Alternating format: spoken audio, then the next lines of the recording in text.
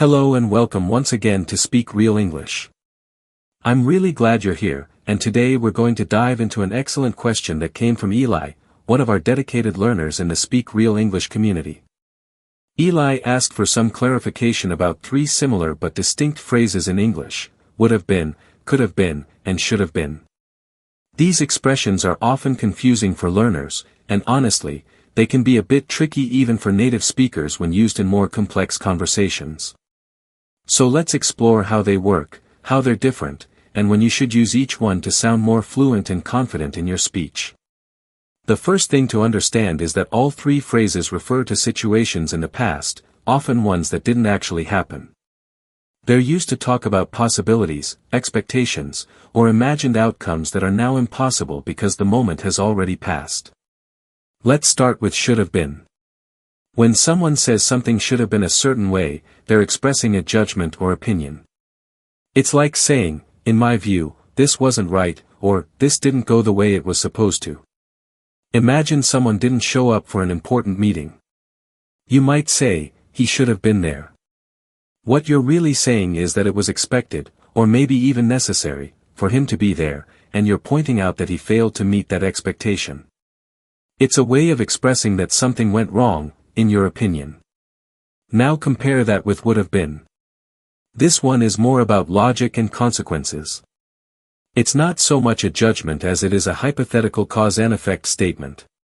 For example, if someone had taken a different route to work, you might say, you would have been on time. In this case, you're not criticizing, you're just explaining that if the situation had been different, the result would have been different as well. Then there's could have been. This one is all about possibility and potential. When you use could have been, you're talking about something that was within the realm of possibility, but didn't happen. You're not necessarily saying it should have happened, or that it would have definitely happened, just that it was possible.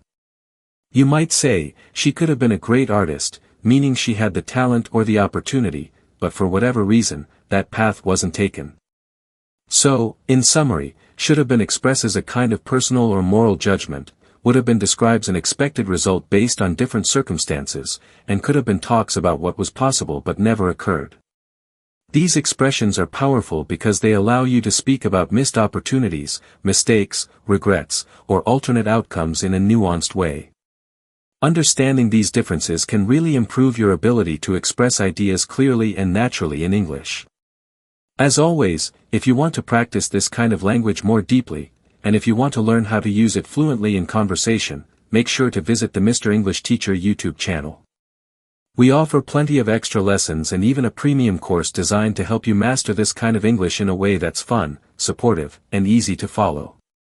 I also want to remind you that there's a free ebook waiting for you just for visiting, packed with helpful phrases and real-life expressions to help boost your confidence in English. If you've ever felt unsure about these grammar points or you're still thinking, how do I know when to use which one? Don't worry. You're not alone, and it's something you can definitely improve with a bit of practice and guidance.